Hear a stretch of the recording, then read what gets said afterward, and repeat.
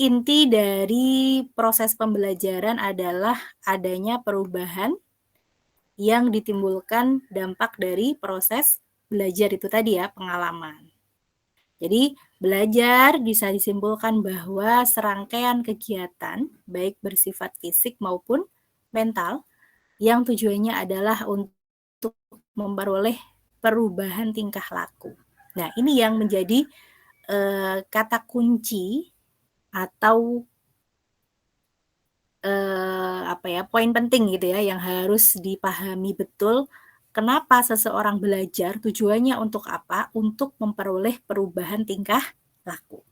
Nah, perubahan tingkah laku sebagai hasil pengalaman individu dalam interaksinya dengan lingkungan yang menyangkut baik kognitif, afektif, dan juga psikomotorik. Masih ingat ya kemarin bahwa psikologi itu definisinya adalah ilmu jiwa atau ilmu yang mempelajari tentang gejala-gejala kejiwaan.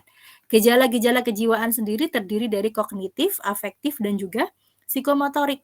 Sehingga proses perubahan tingkah laku ini pun gitu ya, menyangkut ketiga hal ini, yaitu kognitif, afektif, dan juga psikomotorik.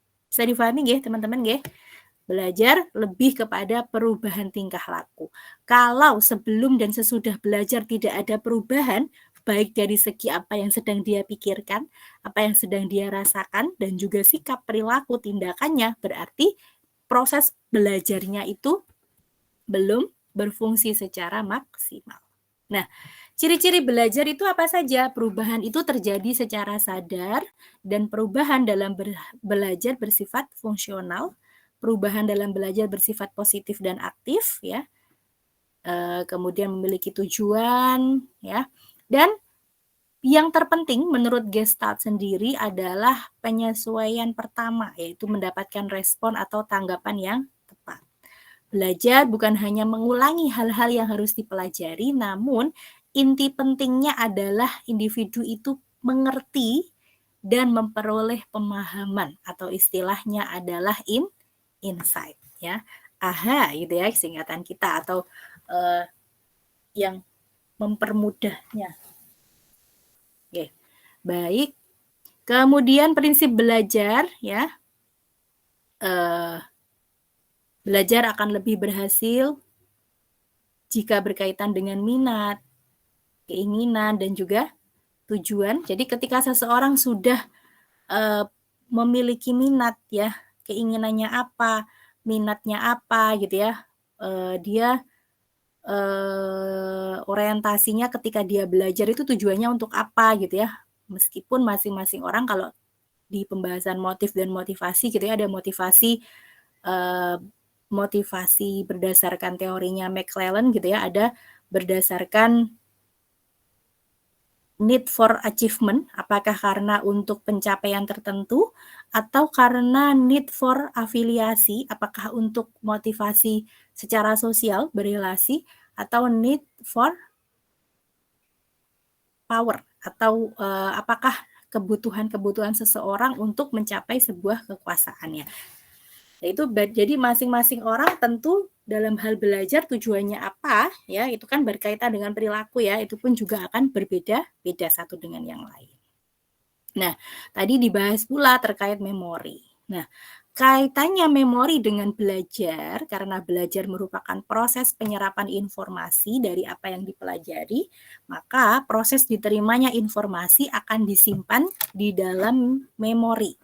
Ya. Sementara memori ini berada di dalam otak, maka proses belajar dan memori ini karena ketika belajar ini memfungsikan pikiran kita gitu ya, dan menjadi satu kesatuan antara memori dan fungsi berpikir kita itu berada di dalam tempurung kepala kita ya, maka kaitannya erat sekali antara belajar dan memori. Ada istilah ingatan tadi ya berkaitan dengan memori yang sudah dipresentasikan luar biasa oleh dua kelompok dari kelas B dan juga kelas C. Terima kasih. Jadi ingatan itu didefinisikan sebagai fungsi dari kognisi yang melibatkan otak dalam pengambilan sebuah informasi atau bahasa kita merecall kembali ingatan-ingatan ya, pengetahuan ya, ataupun sebuah pesan data yang sudah pernah dimasukkan ke dalam otak kita.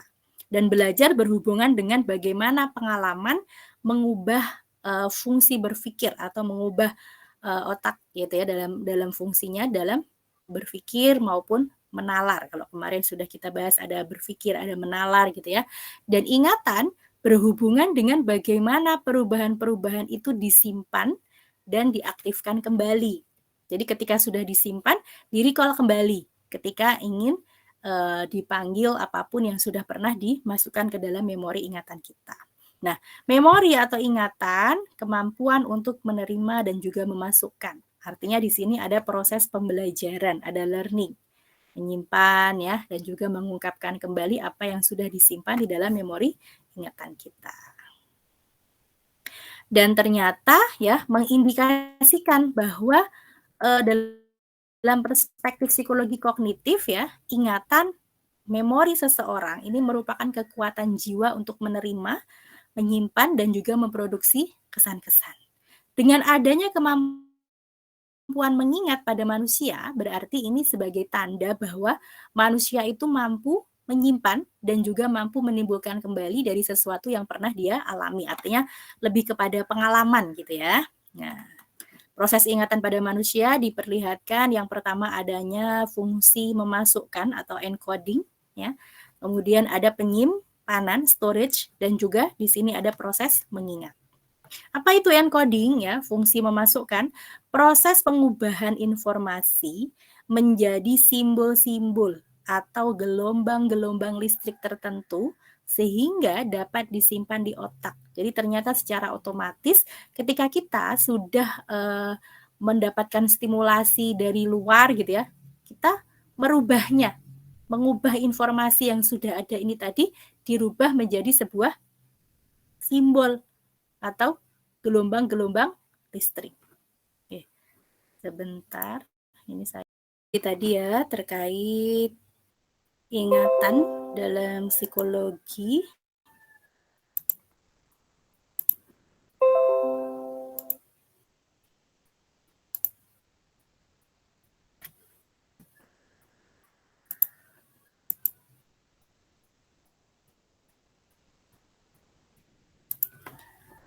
Jadi yang pertama tadi ada fungsi memasukkan atau istilahnya adalah encoding. Proses pengubahan informasi menjadi simbol-simbol. Jadi kita itu alhamdulillah sudah secara pembawaan dari lahir ya oleh Allah dikaruniai berbagai macam kemampuan secara otomatis ketika kita melihat satu objek tertentu, otak itu langsung memberikan simbol-simbol terhadap informasi baru yang sedang dia atau yang barusan dia terima. Ya, mengkodekan gitu ya, mengklasifikasikan mana yang sekiranya ini masuk pada short term memory atau long term memory gitu ya. Sesuatu hal yang sangat berkesan, yang berkaitan dengan perasaan bisa jadi masuk di long term memory gitu ya. Nah, ini setelah itu setelah fungsi memasukkan, tahapan berikutnya adalah penyimpanan atau storage, penyimpanan terhadap apa yang telah diproses dalam encoding dan mengingat, mencari atau menemukan informasi yang telah disimpan dalam memori untuk kemudian digunakan kembali atau bahasa kita merecall gitu ya. Nah, ini ada salah satu contoh tokoh yang sangat kuat dalam memiliki daya ingat gitu ya. Stefan Blackroder, silahkan nanti kalau kalian penasaran bisa dicari gitu ya. Siapa sih sosok Stefan ini gitu ya, seorang seniman asal Belanda yang mampu menggambar sketsa kota-kota yang telah dikunjunginya dengan secara rinci dan mampu melakukan menggambar sketsa itu tadi hanya dengan daya ingatnya. Dia mampu melihat itu tadi. Nah, selain menyimpan, ada retention, ada mengeluarkan kembali atau retrieval. Tadi ya, ada proses recall kembali tadi. Dalam proses encoding, memasukkan ada tahapan atensi ketika ada perhatian, kemudian kita ada level proses coding yang mengkode, elaborasi kekhasan dalam kode ingatan, dan masuk pada imajinasi mental. Jadi pada saat memasukkan informasi baru ke dalam memori kita, kita sebut sebagai proses encoding. Proses penyimpanan tadi, apa saja sih gitu ya, penyimpanan memori sensoris ya, penyimpanan memori jangka pendek, penyimpanan jangka panjang. Nah, dalam proses mengingat kembali ada istilah recall, merecall kembali, ada rekognisi, recognition, dan reintegratif. Recall, proses mengingat informasi yang dipelajari di masa lalu tanpa petunjuk yang dihadapkan pada organisme. Artinya, di situ pada saat mengingat tanpa ada objeknya yang sedang diingat. Contoh pada saat menghafal surat Juz 30 ya, dia tidak membawa mushaf, tidak membaca Al-Qur'an secara langsung objektif di depan dirinya gitu ya, itu recall. Sementara kalau recognition, proses mengingat informasi yang sudah dipelajari melalui suatu petunjuk yang dihadapkan pada organisme. Contoh pada saat ujian gitu ya, ataupun pada saat mau tes ya, untuk bisa menghafalnya membuat poin-poin penting yang disampaikan atau poin-poin penting dari proses pembelajaran ketika membaca buku gitu ya, dilihat poin-poin pentingnya apa, dia membuat. Nah, kita pada saat melihat poin-poinnya, nah ini kita sebut sebagai recognition. Nah, yang ketiga dalam proses retrieval itu memanggil kembali atau proses pengingat reintegratif yang ketiga. Proses mengingat dengan menghubungkan berbagai informasi menjadi suatu konsep cerita yang cukup kompleks. Jadi contohnya di sini adalah ketika kalian membaca sebuah novel atau cerpen atau cerita gitu ya, cerita sosok kisah Raden Ajeng Kartini semisal. Di dalam bukunya gitu ya, membaca sampai hatam lah pada saat reintegratif, bisa jadi kita mampu menceritakan proses perjalanan kehidupan Raden Ajeng Kartini dari mulai kecil, remaja sampai beliau bisa berperan dalam memperjuangkan emansipasi wanita itu seperti apa ya. Pada akhirnya membuat sebuah konsep cerita yang sangat kompleks bagaimana kehidupannya, keluarganya gitu ya. Nah, itu reintegratif. Jadi kalau recall tadi menghafal tanpa ada objek yang ada di depannya, rekognisi menghafal dengan bantuan catatan poin-poin penting gitu ya. Reintegratif mampu membuat sebuah cerita dan sekarang pun reintegratif ini dikembangkan ketika ingin membuat sebuah keseimbangan antara hemisfer kanan dan juga hemisfer kiri, jadi otak kanan dan otak kiri, agar mampu berpikir secara seimbang, maka bisa dengan ketika mengingat, menghafal, dilibatkan dengan pelibatan proses, semisal ditambah dengan gambar cerita, gitu ya, atau dengan gerakan-gerakan tertentu sesuai dengan apa yang sedang disampaikan atau apa yang sedang diceritakan dalam surat tadi, gitu ya, surat juz amma ataupun apa gitu ya. Nah, itu bagian dari reintegratif. Contoh untuk menyeimbangkan antara otak kanan dan juga otak kiri. Reintegratif. Nah, kemudian tadi sudah disampaikan pula faktor yang mempengaruhi ingatan ya. Ketika suatu fenomena atau event, kejadian, kondisi itu memiliki kesan mendalam, maka akan sangat menancap kuat dalam ingatan. Ya.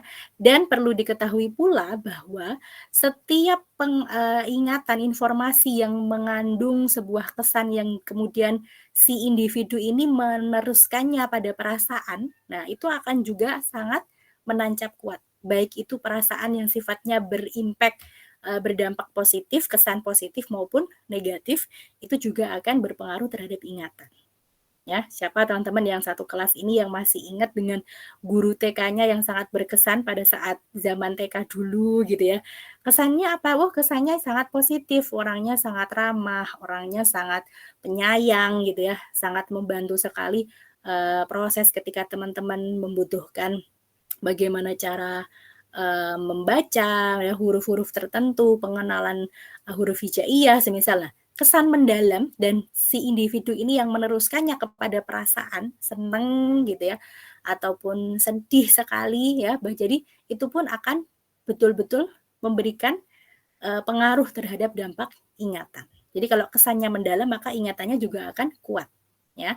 Maka dari itu kenapa dianalogikan kondisi otak manusia itu seperti spons. Ketika spons itu di dalam kondisi yang dia dalam kondisi tertekan, dalam kondisi yang dia itu terpaksa, misal gitu ya, dalam dia nggak betul-betul happy, maka kondisinya akan mengerut sehingga informasi yang ingin disampaikan di dalam memori ingatan itu susah sekali untuk dimasukkan di dalam storage ingatan kita. Sehingga kalau semisal belajar sistem kebut semalam ya, dijamin pada saat tes dia akan lupa karena kondisinya dia tidak mampu membuka rongga-rongga itu tadi. Terlebih dia kondisinya perasaannya nggak suka gitu ya, terpaksa menghafalnya, nah ditambah nanti nggak inget-inget itu tadi.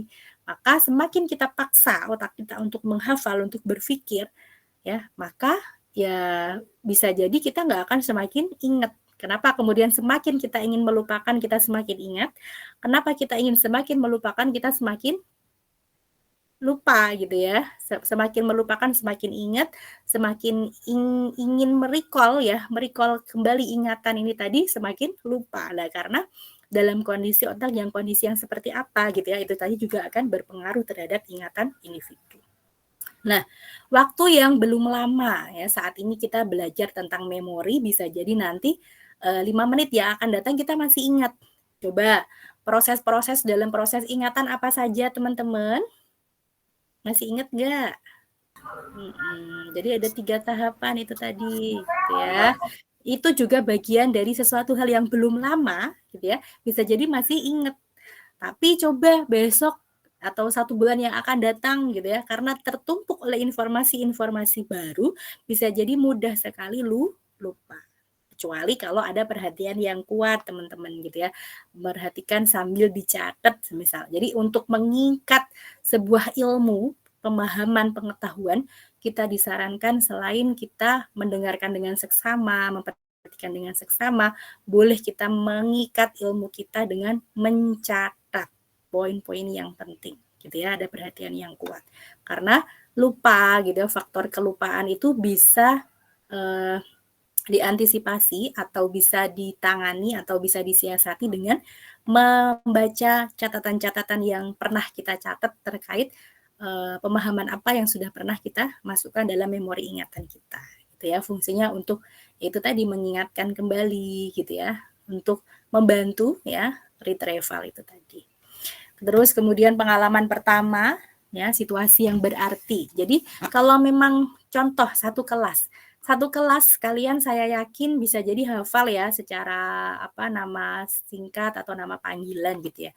Namun hal-hal yang sifatnya spesifik, teman-teman satu kelas yang cukup berkesan itu pasti akan memberikan ingatan yang cukup kuat karena kita memberikan simbol pada sebuah situasi itu berarti ketika ketemu orang yang unik ini tadi gitu ya. Contoh kami pun sebagai pengajar bisa jadi nggak seluruh mahasiswa itu hafal.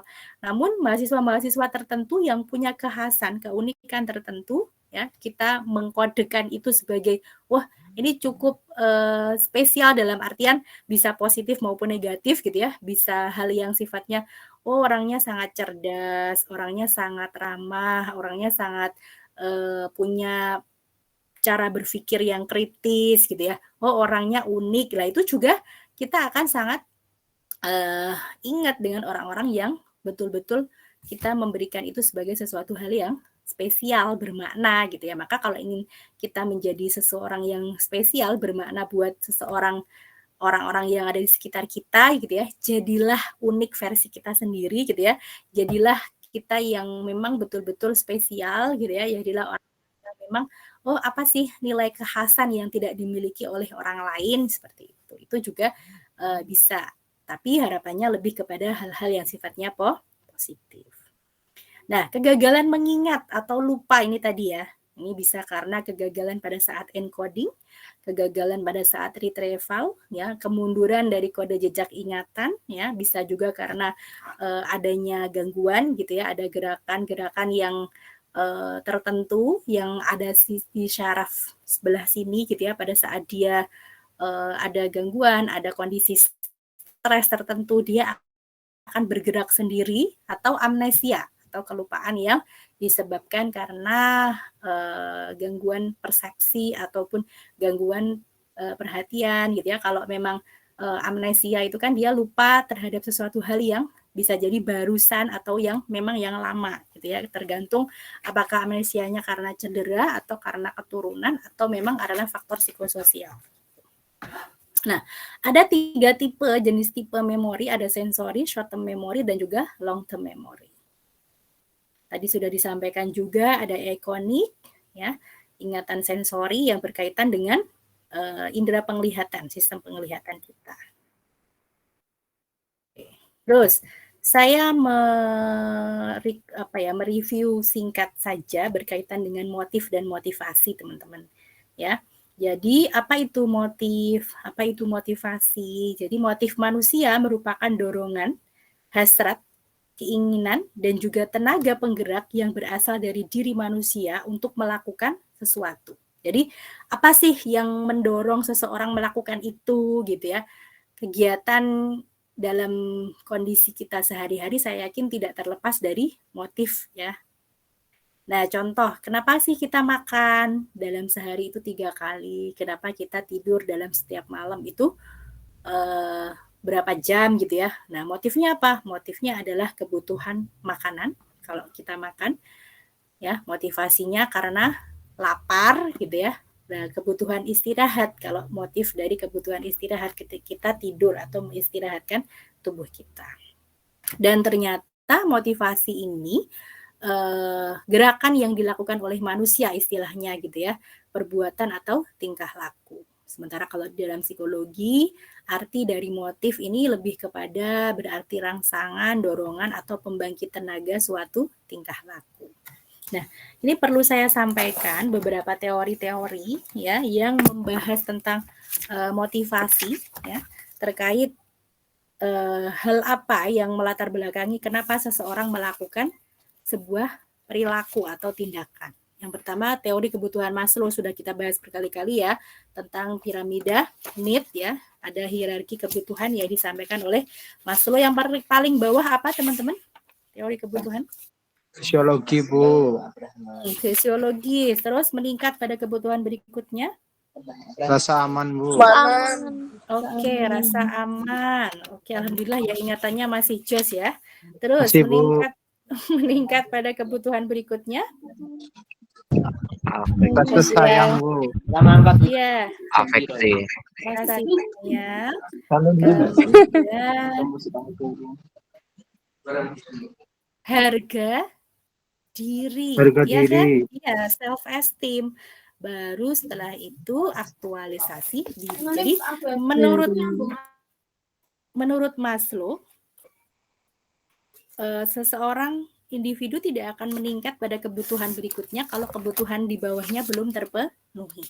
Gitu ya. Ini kalian setelah ini ada mata kuliah lagi? Kelas B ada, Bu. Jam berapa? Jam 4:10. Jam 16.10 yang kelas B. Ya. Iya, Bu. Yang kelas C? Tidak ada, Bu. Oh, tidak ada, aman ya. Baik, ya. Berarti sampai jam 16.10. Oke, ya. Lanjut ya. Sebut terus kemudian. Jadi yang pertama fundamental need tadi ya, kebutuhan dasar. Jadi individu tidak akan naik pada kebutuhan berikutnya kalau kebutuhan sebelumnya belum terpenuhi. Kebutuhan berikutnya adalah psychological needs, tadi yang sudah Anda sampaikan, kebutuhan tentang rasa kasih sayang, harga diri, aktualisasi diri, misalnya. Oke, coba kita lihat salah satu contoh. Kalian saat ini atau dalam 1 bulan ini tahu kasus yang lagi viral? Halo? Halo, teman-teman? Teman-teman Yang mana, Bu? Yang mana? Nggak tahu. Ada berapa toh? Ya udah, alhamdulillah berarti nggak tahu ya. Baik. Jadi contoh motivasi. Kenapa? Motivasi. Oke, kenapa seseorang memutuskan untuk mencalonkan dirinya sebagai anggota DPR? Contoh. Kira-kira motivasinya apa? Bisa karena keterpenuhan secara fisiologis gitu ya, kebutuhan sandang pangan, bisa karena ketika dia menjadi seorang anggota dewan, dia self esteem-nya semakin meningkat ya, atau prestis ya, harga dirinya semakin meningkat misalnya. Itu juga alasan masing-masing orang punya alasan tersendiri kenapa dia melakukan sesuatu. Teori kebutuhan berikutnya adalah teori ERG. Apa itu ERG? Singkatan dari eksistensi, relatedness, dan juga growth. Ya, eksistensi berarti artinya adalah eksistensi berarti hal-hal yang berkaitan dengan kebutuhan-kebutuhan fisiologis. Jadi bisa jadi teori yang satu sama lain itu bisa saling melengkapi ya, bisa jadi saling pro kontra gitu ya. Eksistensi kebutuhan-kebutuhan fisiologis, rasa lapar, rasa haus, seks gitu ya, kebutuhan materi, gaji, lingkungan kerja yang menyenangkan itu bagian dari eksistensi. Jadi bisa jadi menjadi motivasi kenapa seseorang kerja pada zona nyaman gitu ya. Karena mungkin di satu perusahaan itu dia mendapatkan semua yang dia butuhkan, yang dia harapkan sudah terpenuhi. Maka dia tidak akan melakukan turnover semisal. Nah, itu berkaitan dengan eksistensi. Alasan motivasi seseorang yang dilihat dari keterpenuhan gaji gitu ya, keterpenuhan kebutuhan secara material. Kemudian relatedness ya, lebih diartikan sebagai keterkaitan menyangkut hubungan dengan orang-orang penting bagi seseorang. Contoh anggota keluarga, saudara, sahabat gitu ya, lebih kepada motivasi sosial. Kenapa kok seseorang itu dia memutuskan berafiliasi pada parpol tertentu gitu ya? Oh, karena di parpol tersebut dia cukup mendapatkan teman-teman yang layaknya saudara misal gitu ya. Kenapa dia kok memilih organisasi dan dia betul-betul loyal di situ gitu ya. Loyal pada satu HMJ atau organisasi kedaerahan apa gitu ya. Oh, karena teman-teman yang ada di sana budaya organisasinya cukup bagus dan hubungan relasi yang terjalin itu seperti layaknya keluarga. Itu relatedness. Sementara kalau kebutuhan pertumbuhan, growth ya, meliputi keinginan untuk produktif dan kreatif dengan mengarahkan segenap kesanggupan dirinya. Nah, itu bagian dari kenapa seseorang melakukan belajar semisal. Kenapa kalian memutuskan untuk lanjut S1? Kenapa tidak melanjutkan di diploma semisal? Lebih kepada alasan pertumbuhan ya, lebih ke bagaimana mampu mengembangkan dirinya, lebih kepada bagaimana personal branding dia gitu ya. Nah, itu bagian dari pengembangan diri, growth.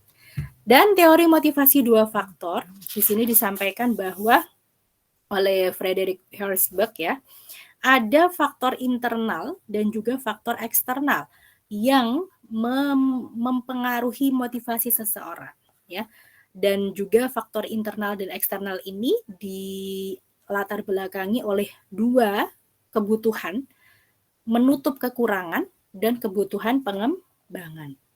Jadi ada faktor yang sifatnya internal pada diri seseorang, bisa karena untuk menutupi kekurangan, bisa karena untuk kebutuhan pengembangan. Ya. Kemudian teori kebutuhan yang disampaikan oleh Murray, ya, teori kebutuhan Murray, bahwa di sini disampaikan bahwa ya, kebutuhan itu terdiri atas dua komponen menurut Murray. Desakan kebutuhan yang sifatnya kualitatif, ya, ada desakan kebutuhan yang berdasarkan kuantitatif. Artinya kalau kualitatif hal-hal yang berkaitan dengan sasaran yang dibidik dalam kebutuhan. Tapi kalau kuantitatif energi yang terdiri atas kekuatan atau intensitas kebutuhan menuju sasaran. Artinya kalau kuantitatif itu kan bisa terukur ya, bisa dihitung gitu ya. Contoh untuk bisa lulus tepat waktu, dia memikirkan kira-kira angka IPK saya harus berapa gitu ya, dan saya pertimbangannya harus belajar dalam satu hari berapa menit atau berapa jam gitu ya, dan harus mengupgrade itu dari segi penguasaan jurnal, atau saya harus bisa selesai proposal dalam berapa bulan gitu ya. Dia mengukurnya dari segi kuantitatif kalau menurut desakan kebutuhan Murray.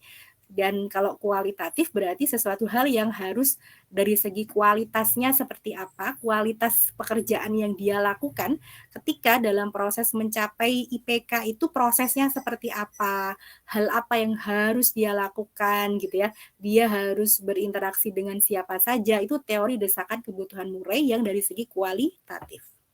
Kualitasnya gitu. Nah, kemudian yang kelima, teori kebutuhan berdasarkan McClellan, tadi sudah saya sampaikan, ada 3 pokok yang disampaikan oleh McClellan.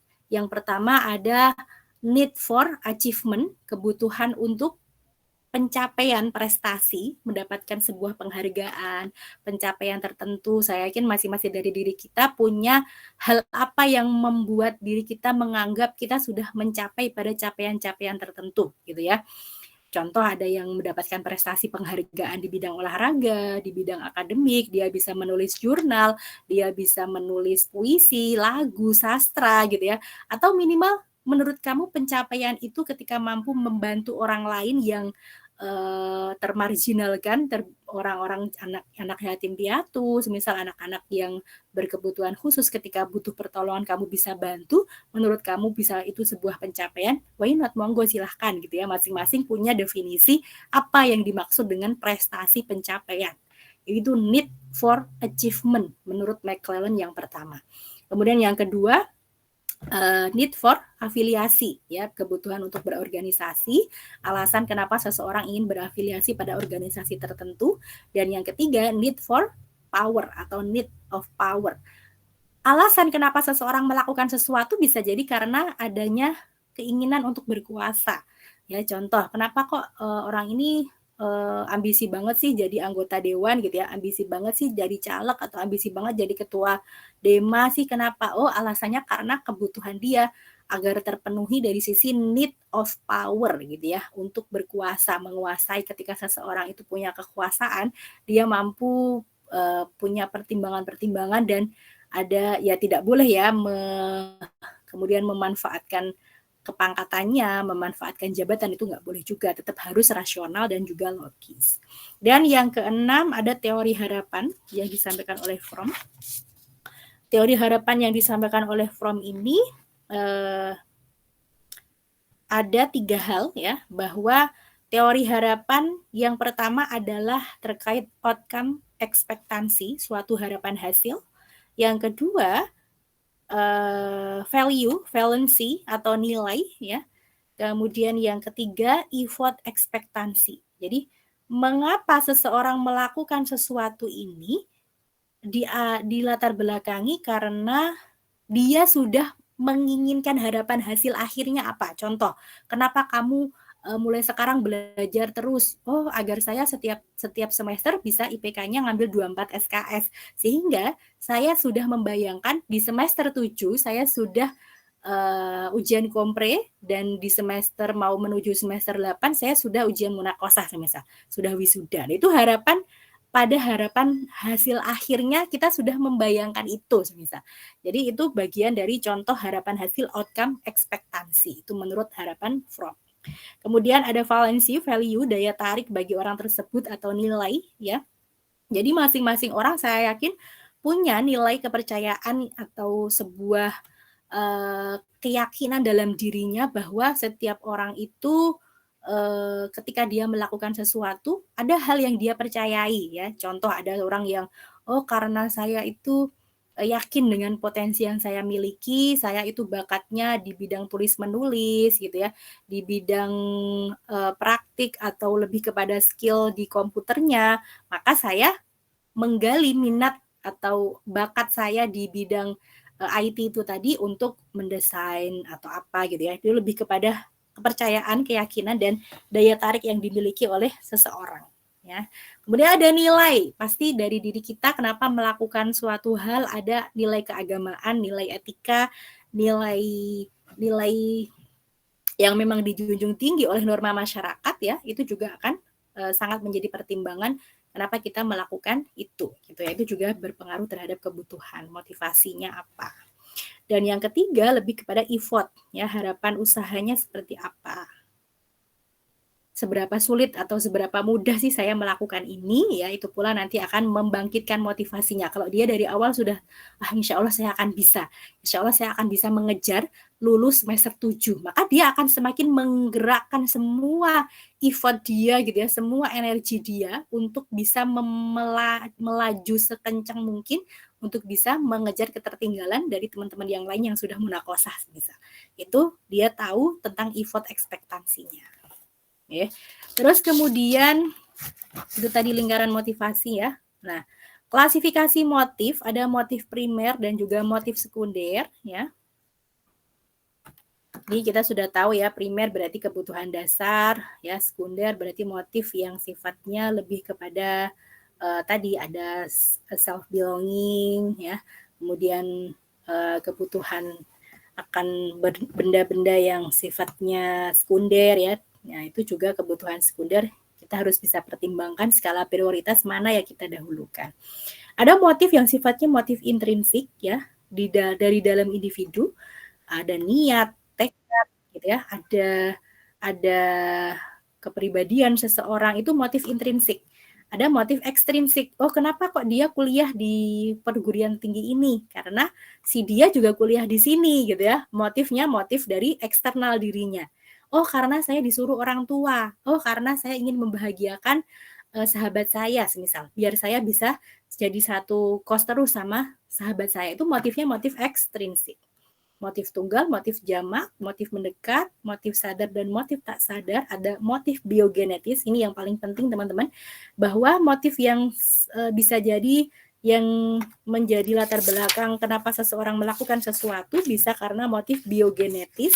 Itu sama seperti motif secara fisik ya, haus, lapar ya, kebutuhan akan kegiatan dan istirahat ya, mengambil nafas itu kebutuhan secara biogenetis ya, buang air gitu ya. Seks itu motif biogenetis. Sementara kalau motif sosiogenetis ya, motif yang dipelajari orang dan berasal dari lingkungan kebudayaan tempat orang tersebut tinggal, berada dan berkembang, dan sosiogenetis ini tidak berkembang dengan sendirinya, tetapi berdasarkan sejauh mana interaksi individu itu dengan dunia sosialnya gitu ya, dan dengan hasil kebudayaan dan juga antara daerah yang satu gitu ya, motif sosiogenetis ini berbeda sesuai dengan perbedaan yang terdapat di antara macam-macam corak budaya yang ada di dunia, yaitu sosiogenetis. Sementara kalau teogenetis, kita sebut teo itu kan berarti berkaitan dengan konsep agama. Kalau bahasa kita hablum minallah. Kalau motif sosiogenetis hablum minannas. Kalau motif biogenetis ini lebih kepada bagaimana individu itu memperlakukan dirinya dari segi physically gitu ya, biologis dia. Dia sudah memenuhi kebutuhan jasmaniahnya atau belum, itu biogenetis. Tapi kalau motif sosiogenetis hablum minannas, hubungan interaksi dia dengan manusia gitu ya. Kalau motif teogenetis, bagaimana hubungan dia dengan transendental, dengan Tuhan. Contoh, kenapa seseorang melakukan sholat tertentu, ibadah? Kenapa kok dia bersedekah? Kenapa dia pergi haji? Kenapa dia melakukan kebaikan meskipun nggak ada orang yang tahu? Oh, motifnya karena dia ingin beribadah kepada Tuhan seikhlas mungkin gitu ya. Betul-betul hanya mengharap keridoan dari Allah semata ya. Jadi kalau beramal ya tangan kanan beramal, tangan kiri tidak tahu gitu ya. Dia tidak malah diumbar-umbar gitu ya, agar dia tidak ada tendensi ketika melakukan itu ya, tapi lebih kepada harapannya hanya kepada lillah gitu. Oke. Itu klasifikasian motif. Oke, mudah-mudahan bisa difahami. Silahkan, ini bagaimana kesepakatan teman-teman? Ini kita lanjutkan.